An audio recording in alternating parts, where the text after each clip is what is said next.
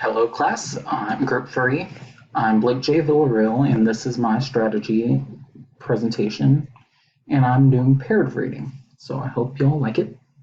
So the strategy area I was given was during reading, which, works fine for me. I think reading is very important to do. And it's how we gain knowledge of the world around us, the world that happened before us, future hypothesis that's going to happen after. Most of the information we learn is from reading, I would say, especially with social media. We read a lot more nowadays, I would say. Yeah, well, but reading is important. Do it. Okay. Content area I chose was social studies, because I think social studies is very important. I think it's how we connect with one another on a real world level. We learn about people before us. We learn how to help in future situations. And we learn about people that are from different nations and different times and places. And I think that's just very important. So, great. Citation was from Reading Rockets, and Reading Rockets was a great website. I would recommend it to anybody. It's very helpful. It's very easy to navigate. It's simple. It tells you when the strategy should be used before, during, or after reading, which, is helpful for this activity. I would recommend it to any other teacher or anybody else going into the teaching programs, or just any parent really that wants to learn about ways they can help their students read. It's just very helpful, and it offers materials, and that's very just nice. Okay, so I'm not a shill for them, but I will be if they offer. So the name was Paired Reading. So steps, which you can see by this little steps. Okay. So you pair students up together, and there are two ways you can do this. You can pair students with similar reading abilities, or you can put high-level students with low-level students. Now, the way you do this is you write down all the students' names, and you just number them off, and at the middle of that list, you scratch it and turn it into two lists now. So if you had 16 students, you would divide it between 8 and 9. So now you would pair up the students. Now you pair up first place people in both lists together, and then second place, third place, fourth place, so on. It's a very nice little simple idea. And there are some precautions. You should be aware of students' special needs or anything like that. You don't want to pair students up with somebody that has too high up an ability. So if necessary, you should make adjustments.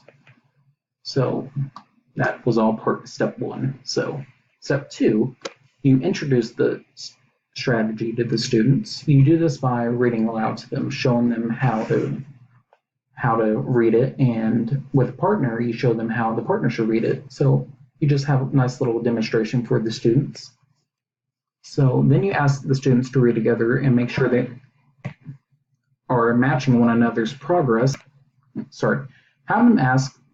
Have them to ask one another's questions about their opinions about what's going on in the story. The higher level student should go first because, it gives the students a little bit of a oof. They probably have a better sense of reading, and they're able to model some of the words better to the lower level student. Now, you make sure feedback is given to one another, constructive, positive feedback, and you don't want it to be too negative or too disheartening, so you need to monitor that. Strengths. Students are able to develop their social skills and learn to work in a supportive and cooperative environment one-on-one. They're able to give each other support and help in ways teachers might not be able to reach the students. Students are able to model how a passage should be read, and they are able to model it themselves. And they're able to learn how to use punctuation and grammar verbally correctly. So that's great. Example, there's 2 students reading together, and let me try this little performance art piece. Okay, so I'm the teacher. So we are going to be reading This Place is Wet. So can I get a volunteer? We're going to be pairing up today actually to read. Oh, Garfield, thanks. Okay. So I'll read first and then you read, okay? So the moment you step out of your airplane is in Manaus, Brazil. You notice the humidity. So you want to take the next sentence? Yeah.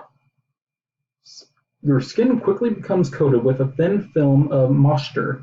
That was great. Most of it was perfect, but it's pronounced moisture. Oh, okay.